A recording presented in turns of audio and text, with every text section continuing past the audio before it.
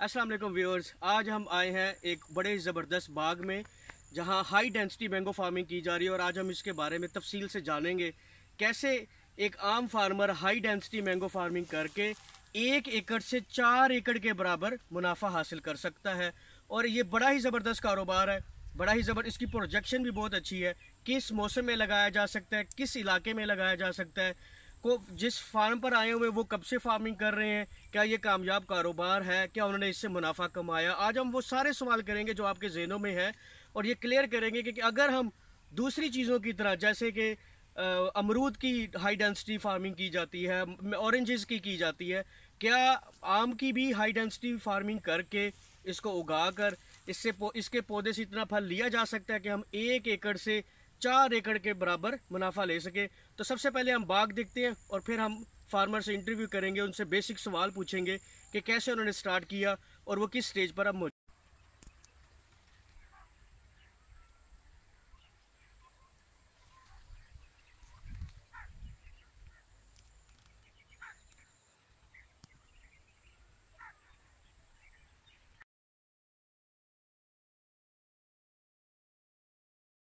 जी, तो आइए बात करते हैं, इंफॉर्मेशन लेते हैं एक कामयाब फार्मर से कि कैसे उन्होंने मैंगो की हाई डेंसिटी फार्मिंग किया और इससे कैसे मुनाफा कमा रहे हैं। अस्सलाम वालेकुम जी। वालेकुम जी। सर क्या हाल है आपका? अल्हम्दुलिल्लाह। सर क्या नाम है आपका?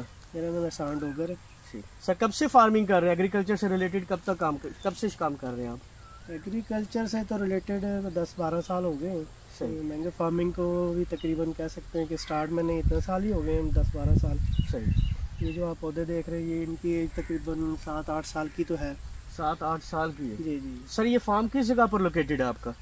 ये फार्म मेरा है मुल्तान के एरिया में, मुल्तान। सही। मुल्तान मशहूर है फार्मिंग के बारे में। जी जी, इसी वजह से मैं मैंगो लगाया है इधर। तो इससे पहले जो जो किस चीज़ की फार्मिंग कर रहे थे या कौन सा बाग आपने पहले लगाया हुआ था? पहले मैंने इसी में किन्नू लगाया हुआ था, जैसे आप पीछे देख रहे हैं। जी जी।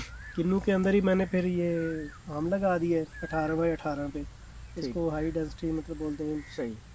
तो सर ये आम मैंगो जो आम बाग लगता है मैंगो का, उसमें और हाई डेंसिटी में क्या फ़र्क है? आम आदमी कैसे समझ सकता है इसको? आम आदमी के लिए ये है कि जो पहले रवायती तौर पे काश्त हो रहा था आम, वो तकरीबन 1 एकड़ में 36 से 50 पौधे मैक्सिमम लोग लगाते थे। 1 एकड़ में 36 से 50 पौधे? जी, रूटीन में तो वैसे ज़्यादातर तो 36 ही लगाते थे। सही। तो अब जो है ये तकरीबन 140 के करीब लगा हुआ है, जो मेरे पास लगा हुआ है फी एकड़। तो इसका मतलब है कि आप 1 एकड़ में 4 एकड़ के बराबर पौधे लगा रहे हैं। 4 एकड़ से भी समझे 4 एकड़ के बराबर होगा तकरीबन। तो इससे आपने क्या कोई फल वगैरह भी बेचा है या अभी ये कौन सी स्टेज पर खड़ा है? ये भी स्टार्ट में है। पिछले साल फ्रूटिंग अच्छी थी, इस साल कोई मौसमी हालात की वजह से इनके ऊपर फ्रूटिंग जरा इस साल कम है। तो ये सिंदरी है, मौसमी सिंदरी जो आपके सामने जिसमें हम खड़े हैं, तो आप देख रहे हैं कि कम ही है फ्रूटिंग इस साल तो मौसम। अच्छा सर, ये कौन से पौधे आपने लगाए हुए हैं? क्या मुख्तलिफ पौधे लगाए हुए हैं, ये एक ही नस्ल के आपने फार्म लगाया हुआ है सारा? ये मुख्तलिफ है। ये जिसमें हम खड़े हैं ये सिंदड़ी है। सही। मौसमी सिंदड़ी इसको बोलते हैं। इसके जो बैक साइड पे ये भी सिंदड़ी का ही तकरीबन ये 2.5-3 एकड़ बनते हैं चौड़ाई में। सही। सिंदड़ी है। इसके आगे फिर जो है मैंने चौरसा लेट लगाया हुआ है, इसको सफ़ेद चौरसा भी कहते हैं। सही सही। और कुछ मेरे पास फिर आगे दूसरे एकड़ में आगे मैंने पोर्शन बनाए हुए, मतलब कि कुछ बेल्ट में लगाया हुआ मैंने सिंदड़ी, कुछ में मौसमी चौरसा, सफ़ेद चौरसा और 12 नंबर लेट जो है। सही। इस तरह तो से। ये सर एक पौधा कितने का मिल जाता है, एक पौधा अगर लेना हो तो? एक पौधा हर वैरायटी का हिसाब से है तकरीबन। तो एवरेज क्या कीमत निकलती है? मेरे में इस टाइम चल रहा होगा कोई 300 रुपये से लेके 500 रुपये रेट। 300 से 500। तो अगर हम इसको 100 से अगर फर्ज करें, जैसे आपने कहा कि 1 एकड़ में 150 पौधे लग सकते हैं, तो उस हिसाब से 1 एकड़ में पौधे खरीदने पर कितनी कॉस्ट आएगी? ये अब देख लें, मल्टीप्लाई कर लें कि आपने कौन सी वैरायटी लेनी है। वैरायटी वेरी करती है कि आजकल एक और नई वैरायटी चली है, वो थोड़ी लेट है, उसका पौधा तकरीबन 500 रुपये मिलता है आपको। तो ये जो पुरानी वैरायटीज़ चल रही हैं ये आपको 300, 350, 400 में भी मिल जाएगा। तो बेसिकली इसकी हाइट पे डिपेंड कर रहा होता है कि कितनी हाइट का पौधा है और कितना अच्छा है। ठीक। तो ये कितने साल बाद सर आपने ये जो फार्म लगाया हुआ है, ये कितने साल बाद फ्रूट देना शुरू करेगा? आम की वैसे लाइफ तो काफ़ी लंबी है, जो है फल देने की आप इसको कह सकते हैं कि 4 से 5 साल बाद जब आप लगाते हैं इसको ला के। सही। तो 5 या 6 साल में ये फ्रूटिंग पे आता है, मुनासिब फ्रूटिंग पे। वैसे 1-2 दाने लगना वो को इसको फ्रूटिंग तो काउंट नहीं कर सकते हम, लेकिन ये है कि 4 से 5 साल बाद जो है ना ये फ्रूटिंग पे आ जाता है। तो जो अच्छा, ये जो आपने बाग लगाए इसमें पौधे जो सड़े भी तो होंगे, खराब हो गए होंगे मौसम की वजह से, उनको आपने कैसे रिकवर किया? ये रिपेयर उनकी जगह फिर दूसरा पौधा लगाते हैं, जैसे भाई आप देख रहे हैं पीछे ये यहाँ पे एक पौधा था वो खुश्क हो गया तो हमने उसकी जगह चेंज करके ये दूसरा पौधा नया लगाया। तो ये अभी तैयार हो रहा है, अब वो बड़े हैं और ये छोटा है, ये ऐसा ऐसा उसको सेट हो जाएगा।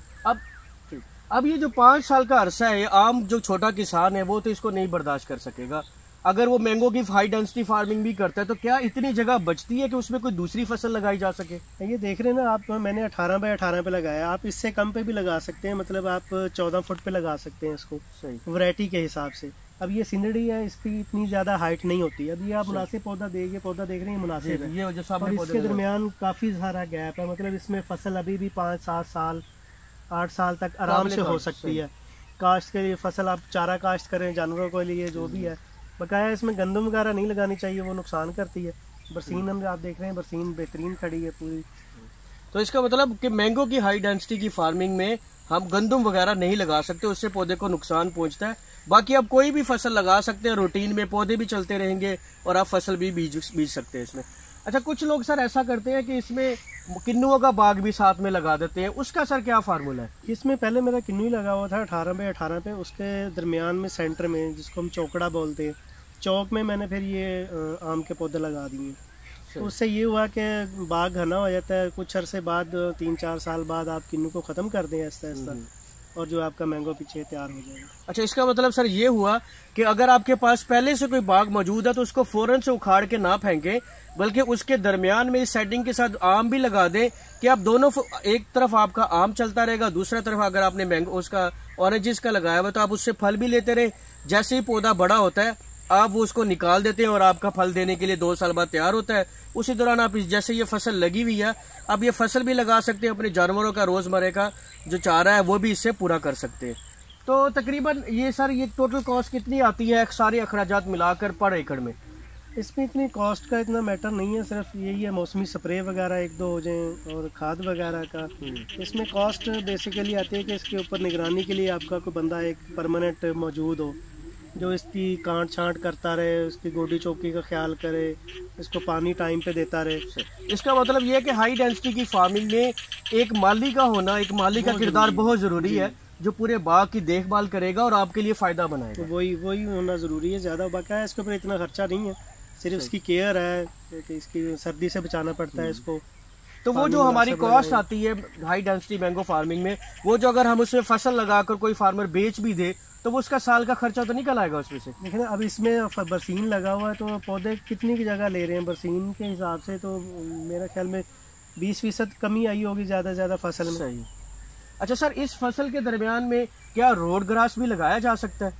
हाँ, इस आम में लगाया जा सकता है, आम के पौधे में वो भी चारा है, वो चारे के तौर पर आप उसको सारा साल इस्तेमाल करें। बिल्कुल लगा सकते हैं, लेकिन उसमें सिर्फ ये है कि जितनी उसकी रिक्वायरमेंट है फिर उसके हिसाब से उसको खाद वगैरह ज़रूर दें, क्योंकि उसने एनर्जी तो जाहिर है उसने ज़मीन से लेनी है, तो वो ज़्यादा चारा बढ़ता है, बढ़ोतरी उसकी ज़्यादा। अगर आप उसको खुराक कम देंगे तो वो ज़मीन की ताकत ज़्यादा खींच लेगा, उससे फिर यह है कि पौधों को फ़र्क पड़ता है। सर, इससे ये भी तो हो सकता है कि डबल फ़ायदा किसान उठा सकता है कि रोड ग्रास की फसल भी उगाए, उसको पानी वगैरह उसकी मेंटेनेंस के साथ साथ जो मैंगो की ज़रूरत है एनर्जी की, फर्टिलाइज़र की, वो भी साथ उसमें से मिलती रहेगी और इनकी जो हरियाली है या इनकी जो ताकत है या स्पीड है जो इनके ग्रो करने की, वो आम फसल की निस्बत ज़्यादा हो जाएगी। ज़्यादा है उसमें सिर्फ यही है ना कि खादों का ज़्यादा इस्तेमाल करें ताकि जो ज़मीन की ताकत कम ना हो। सही, ताकि पौधे पे इफेक्ट ना हो उसका। तो सर, ये जो आपके पौधे लगे हुए हैं इंशाल्लाह माशाल्लाह कब से फल देना शुरू कर देंगे?